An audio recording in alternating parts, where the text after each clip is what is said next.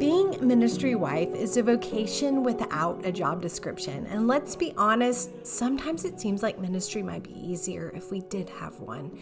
If you are a ministry wife like me and are looking for hope, perspective, and a little bit of practical advice regarding your role, you're in the right place. Hi, I'm Christine Hoover, author of How to Thrive as a Pastor's Wife.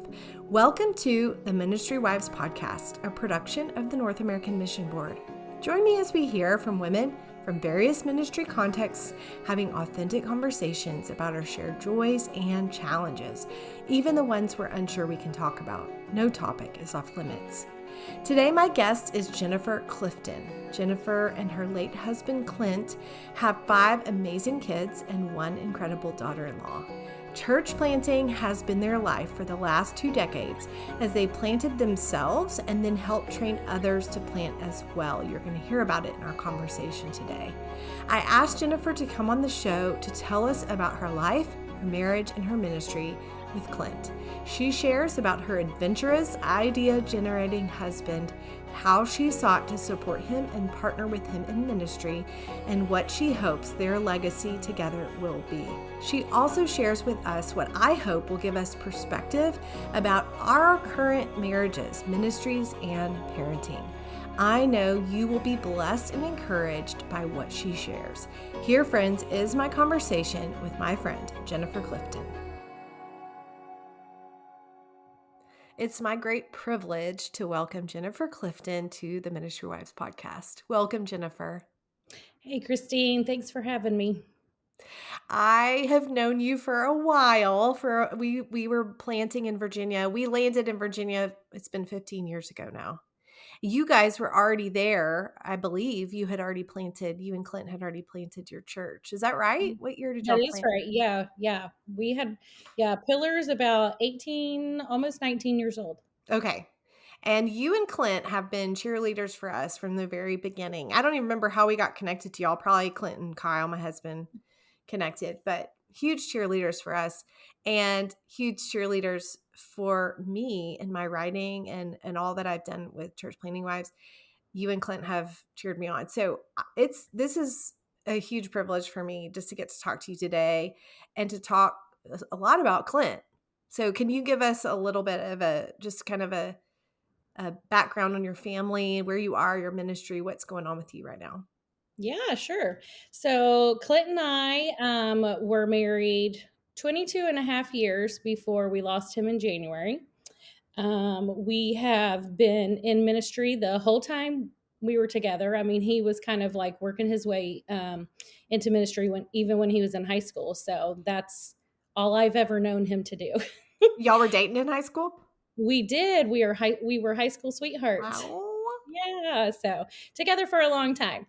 But we have 5 kids, ranging from ages, my oldest is about to turn 22 and my youngest is 14.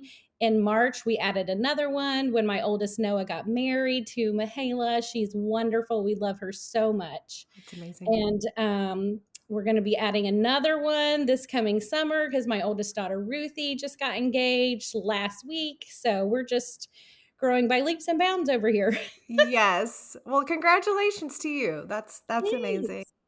Yeah. So I want to note too, we were talking before we started recording. I always have said that Clint was a big reason why this podcast exists. And as we were talking, you were like, actually, I told him he needs to pick up this podcast with NAM because he worked for NAM and he was the one who said, "Hey, bring your podcast on over. Tell a little bit about that." Yeah. So Clint, I mean, he had social media and he was on it when he needed to post something. But other than that, he didn't really keep up with anything unless I said, "Hey, did you see blah, blah, blah, blah?" And that was what happened. I was like, "Hey, did you see Christine's going to like stop doing her podcast?" And he was like, "What?" And so hence the Christine coming over to NAM was bored. So So yeah. everybody who enjoys this podcast has Jennifer Clifton to thank, including me. So thank you for Oh, of putting course. that in his ear. Well, and just tragically losing him last year, I would just love for you to be able to share about him and about, you know, his life, his ministry, his legacy that he has left you and your children, but goes beyond you and your children. Yeah, yeah, I would love to do that. I mean, the man was full of ideas, crazy, logical. I mean, he had them. Like, it was like, okay, can you just slow down a minute? Like, we haven't finished the last idea you were talking about, and so we need to, like, finish that one before we start a new one, but that was just not how he operated. Yeah. So y'all dated in high school. You got married, I'm assuming pretty young. We did get married young. I was 20 and he had just turned 21. We had both of us had like 1 year of college left, and Yeah. then when we got married, and so maybe only a semester. No, it was a year. It was a year we had left. So yeah, we got married young, which was we loved. Like, we loved being married young. We've encouraged our kids, like, if you found the one that God's giving you to be your spouse, like, don't wait around, just go ahead and get married, which that's what They're they're doing doing. apparently. Yeah. They're Yeah, doing like, it. start doing life together. Yeah, So, so what were tell us your ministry trajectory. Where did you go once you got married? What were y'all doing in ministry? yeah, so when I married Clint, I knew we were like ministry bound. That was not a shock, surprise. Like, it was evident. I mean, he talked about it all the time. And so in the beginning, he was a worship leader. A lot of people don't know that. But I he didn't know was a that. worship leader. He played guitar. I mean, he had a fantastic voice.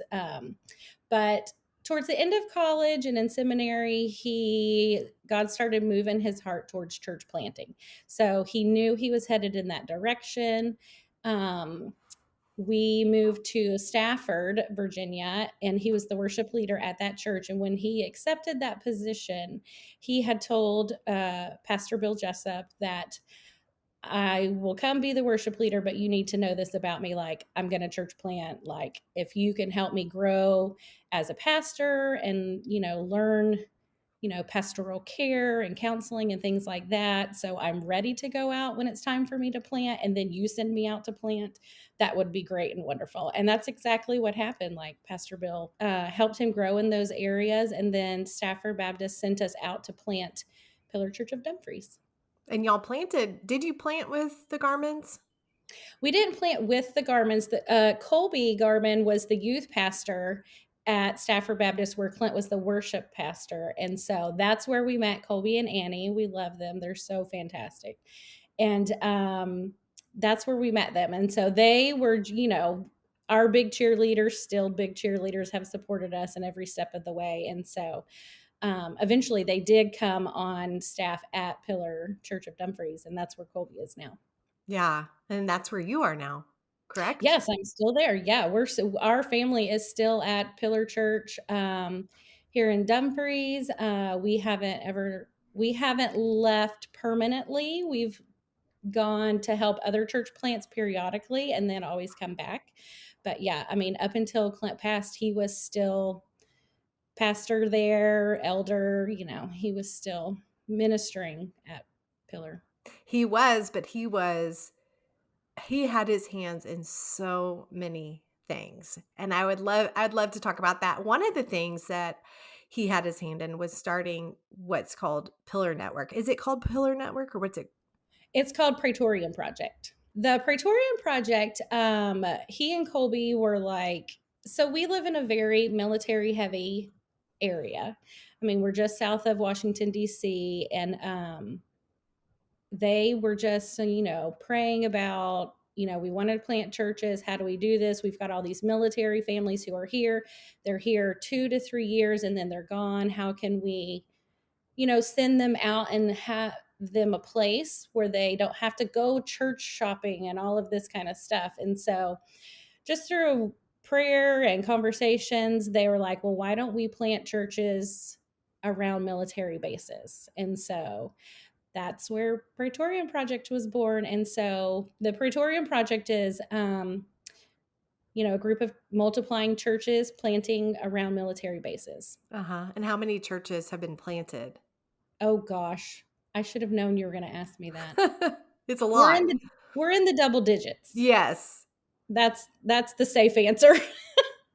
And it goes beyond what you're saying. I'm just gonna say it is. So a Marine can move from Dumfries and they can go any of their bases. There's a church plant where they've been trained. A lot of them have come out of y'all's church, correct? A lot of them have, yes, but some of our ones that we sent out have multiplied, and then some of the new church plants are like grandbabies of Pillar Dumfries. Yeah. Yeah, And y'all do a lot of care for the families, the church planting families. So do you still do the retreat once a year for all the we planters? do once a year. Yes, once a year in the summer, we have a retreat where all the planters and their wives and their families we get together, and it's kind of like a family reunion. Yeah. We're together maybe like 4 days, and it's just like fully immersing ourselves in each other, like catching up, what's going on, praying for each other, encouraging each other, just being together in a relaxed setting. I mean, we have a schedule and stuff, and we've got things that we do, but it's really the best week of the year Yeah. for all of us, because a lot of us, because we're all ministry families, we don't get to say, hey, let's go do this together, because everyone's got ministry stuff going on. And, some of our families are in Okinawa, Japan, and in California and Florida. I mean, we're literally all over the place. So to have that Mhm. 1 week a year where like we're going to be together is so fantastic. Yeah. So that's just one idea that has come from the Clifton family, and I love that. He seemed to be such an adventurous person, kind of a risk taker. He didn't mind that at all, but I also think there's an aspect of humility to him that I got to see some, and one of the ways I saw that was you guys planted Pillar, and then you brought in Colby, and Colby kind of became the lead pastor, is that right? They would never describe it as lead pastor. They were always like, we're pastoring together, we're doing this together. He's the pastor, I'm the pastor. Colby's strengths are teaching, discipleship. Clint's strengths are church planting, and they ran in their lanes, but they did it together. They were never, oh, he's the lead, I'm the second. It's always like, we're a team, we're together. Yeah. So, but yeah, he brought Colby on. I remember that very conversation was like, okay, Clint was like, this is becoming a lot. I need some help. Who can we bring on? It was kind of like, who do we trust with our baby? Because Yes. if you've planted, like, you invest blood, sweat, and tears, and it's hard. And so when you're going to have somebody come in, you need a planting partner, a ministry partner who is on the same track, who is going to help you establish and set goals on the same page. Yeah, and be So able yeah. to work together well. Those guys work Yes. together very well. Oh, And you and Annie. So I mean, we're talking a lot about Clint, but none of this could have been without you. It's a team effort. And so I would love to talk about you and how did you partner with Clint in this kind of ministry? so I love Instagram, and I follow all these wives on Instagram, and some of them have, started companies and all the stuff, and they do all of these videos and whatever, and they talk about having wranglers Mhm. that kind of like keep everyone together and making sure Yes. everyone. I would describe myself as Clint's wrangler. Like, okay, stay focused. You wanted to do this. This was your goal for this. Like, stay on track, keep it going. So, his wrangler is one way I would describe how I helped him. I mean, he knew I was all about whatever he needed. Like, I was supporting him in every way. I was making sure the kids had what they needed, and just making sure the home was set so where he wasn't stressing about ministry and the house.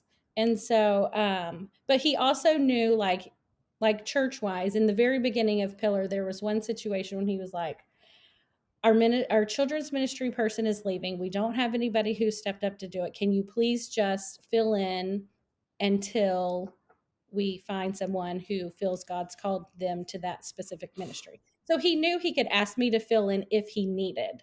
And so, I mean, he allowed me to do the things that I felt like God had gifted me in, but he also knew if he was in a pinch, he could ask me and I would obviously step in to do that, Yeah, whether I liked that area or not. yeah. Anytime I've been around y'all, I feel like you're a calming presence. You're a very peaceful presence. Like he was kind of bouncing off the walls, and you were you just bring such a warmth and a calming presence. And I can see how God put you together to do that work. Yeah. Yeah, that is a great way to describe it. So what do you think that Clint's legacy is and will continue to be? I think his legacy is just church planting. Like he felt like it was so very important and he wanted to do everything he could. He wanted to use every breath he had to show guys the leadership skills that he saw in them. He wanted them to point them like, God is calling you to do this. Like you're fighting it. Stop fighting it. Just obey. And he's like, let me come alongside you. Let me train you. Let me get you ready. Let me send you out. Let me support you. He was all about like pointing out their God-given skills, training them, sending them out, and encouraging them. Like he loved doing that. Mhm. Yeah. So I'd love to know where you are now. Just that's a very open question, but where are you now and where are you finding your life and your place now that you are serving the Lord without Clint? Yeah, I've had a lot of conversations in the last week, so it was really funny. We were scheduled to record today because the last week I've really just been, our whole 22 years has been ministry minded. The last 18 and well, 19 really, if you count all the like core team meetings, have been church planting, specific. So I was just telling a friend of mine, I was like, church planting is like the only thing I know. And without him being around, he worked with NAM and loved NAM and he served in many different roles for NAM, but it was always church planting related. And so we got to spend a ton of time with like Northern Virginia, DC, Baltimore planters and their wives and their families. And I was like, I miss being around those people. Like, I Yeah. want to still be able to encourage those planter wives and make sure they know they're just as important as their husbands. Like, their husband was called to church planting, but they were called to their husband and to be their helpmate. And so that means they were called to church planting too. And so they're just as important as their husband, as the planter. And so I want them to know that. I want them to feel encouraged in that. That doesn't mean their roles look exactly like their husbands. Obviously, we serve in different roles. Also, I planter wives, they need to like recognize and know like right now this is your role, but in a year or so your life is going to look very different. So I feel like what our roles are depends on what season we're in. Like if we got a bunch of little kids, like it's really hard Yeah. to be like super involved, but if your kids are older it may be a little easier. Like what our role is, I think roles and seasons. And so I just think it's important. And I would love for like church planter wives to like recognize that and be encouraged in that. And husbands need to recognize that about their wives and just help them recognize what seasons they're in and how they best can be used in that season. So So yeah, you'd like to be able to are you having opportunities to get to share those things or I opportunities are starting to arise, and that's just mainly because everybody has given me a lot of time to just be with the kids and like grieve and figure out what our life is going to look like and just let everything just kind of settle. I mean, we're 9.5 months out from Clint's accident. And so the kids and I are doing well. And so we're ready to, start, okay, this is what life's going to look like. And so I've realized I would love to still be able to be supporting planter wives and church plants and things like that. So yeah. yeah. Well, I hope that you have more opportunities. I mean, this is this is you. I would love to just kind of ask you some questions now that goes along with that, because I think when you what you've experienced, not just Clint's death, but all those years of ministry, you have such perspective. And I think I'm sure you've had a lot of time to reflect on what you and Clint chose to do as a couple in terms of ministry and parenting. And so I would love to just hear from that perspective and hear your perspective on, and as the listeners getting to learn from you of what matters and what you're Yeah. glad that you did and maybe what you would have done differently. And so let's just go there. And I would love to hear from you in terms of your marriage. What's your perspective on marriage, and what would you say to the ministry wives listening about their marriages going forward? Yeah, I mean, I would say, I mean, Clint and I did everything together. That was just kind of, it started out as like something we did early on in our marriage, and then it just became a family motto. So we have a family motto that is, what we do together. And that simply grew out of, because when we were planting in early ministry, it was, there's a lot that happens in the early stages of planting. Let's say Mhm. that. Yes. There's a lot of meetings and outreaches and core team stuff. And it's like, we have a decision to make early on. What is our marriage going to look like in regards to ministry?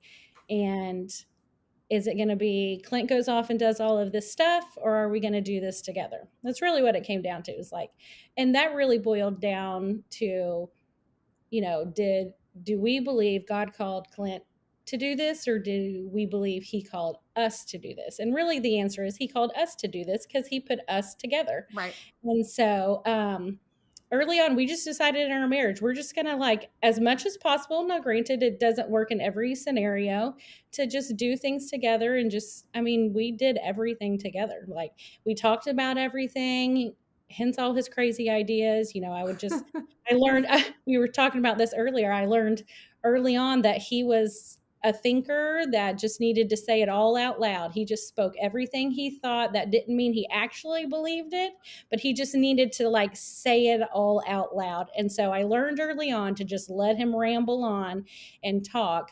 And if it was a good thing, like, we would both come to the conclusion that it was a good thing. But 80%, I mean, he had such crazy ideas. So 80% was him just, like, rambling on. And then I would let him get to the end of it. And he's like, yeah, that's a terrible idea. And so just, I mean, I just learned who he was and how he processed. And that helped our marriage a lot. Just like, okay, he's not actually going to do this crazy hot air balloon idea he has. He just needed to say it out loud and realize himself, yeah, that's probably not a great idea. And so, that helped our marriage, learning him and how he operated. And then just knowing we're just going to do things together within reason. And just, I mean, we really did everything together. We talked about everything. And yeah. Yes, y'all are a power couple. Mhm. What about parenting? What's your perspective? I mean, you're still parenting, but your kids, I mean, they're starting to really come up and reflect you and Clint. And they they have a heart for the Lord, they have a heart for ministry. And so give us a perspective, like ministry wives listening who have small kids and they're church planting, they're like, is this going to be good for my kids? What perspective would you have? Yeah. I mean, the Lord called your family to that, just like he called you as a couple to it. And I think um, our kids learned a lot about ministry by us just bringing them along with us. Like, if we had an outreach event, we had all the kids in tow. I mean, and we had our first three are like super close in age. Number two and number three, Ruthie and Isaiah, they're literally almost 15 months apart. So, I mean, they were Whoa. very close, but we just kind of like took them. If we were doing outreaches, we were doing outdoor movies, like, we homeschooled, and we still do. And so that helped with our schedules a little bit. And so we we were able to be flexible with that. Like, I trained the kids to be able to stay up late, and so we'd sleep in the mornings. Like, we took them to life group. Like, we just kind of like involved them in all the ministry things that we did. And Yeah. so they got to see, it wasn't we just told them, this is what God wants, this is what God has said, this is what the Bible says. Like, we were actively showing them those things. Yes. I think that says a lot. It's like, oh, it's not just my mom and dad said this. Like, I'm actually seeing it. And they were seeing other families do it as well. So it wasn't just our family's crazy. So what about ministry? As you look back and you described your role, and I know how important that is, but sometimes for a ministry wife who's in the thick of church planning and she's like, I'm taking care of the house and the kids, I don't feel like I'm really doing anything of significance. And is what I'm doing really helping him or really serving the Lord? What would you say to ministry wives in that spot? I would say that is probably the biggest role you will ever do, because you're taking the stress away from your husband, that he doesn't have to necessarily be super concerned with the kids and the house and all of that. He can fully rely on you to take care of those things during that season, and that relieves stress off of him. And so I think that's probably the biggest role a ministry wife can play. So Yeah, that's helpful. Well, how can we be praying for you and your family, Jennifer? well, my oldest son, Noah, in true fashion, has taken up in the family business, and he and his wife, Mahala, have moved to Florida, and they are planting a church Oh, wow. in Crestview, Florida, and they launch November 2023. And so we're excited about that. And so that's a huge prayer request. First of all, he's moved to Florida. That's very far from his mother. Yes, it And is. yeah. And then, my oldest daughter is getting married. Her fiance is a Marine, so they also will move Wow. somewhere. But I have the hope that, the Praetorian Project has planted around all these military bases. So hopefully they will be landing somewhere near one of those. And we're just, figuring out life one day at a time, and what our new normal is without Clint, and just trying to figure out, I'm personally just trying to figure out what's my new identity, I guess. Without Clint being here, and without him, I was just helping him and all his ministry stuff. And so what does that look like for me now? Like, I would still like to be involved in church planting and planter wives and encouraging them, but what does that look like going forward? So. Yeah. I will pray that the Lord opens up opportunities for you. And I'm going to ask the listener now, when you stop listening to this, that you pray for Jennifer and her family as they continue to grieve, and really probably just getting started. 9 months is not very long. So just getting started with that and figuring out as you said, a new normal. We're going to pray for you. And I'm just thankful that you were willing to talk to me, Jennifer. I really wanted to honor Clint and you, and because you guys have honored us and you have been a blessing to us. And we're just one couple, one family. There's so many people who have been blessed by you and Clint and by your family. And so thank you for being willing to come on and share with us today. Yeah, of course. We love you guys.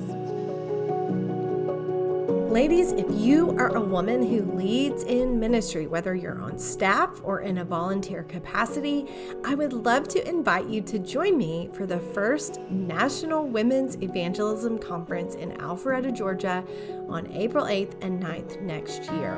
I know this event will encourage and equip you to create a culture of evangelism in your ministry. Register today and make plans to join us. Visit namevangelism.com/women-conference or visit the link in the show notes for all the details. Can't wait to see you there.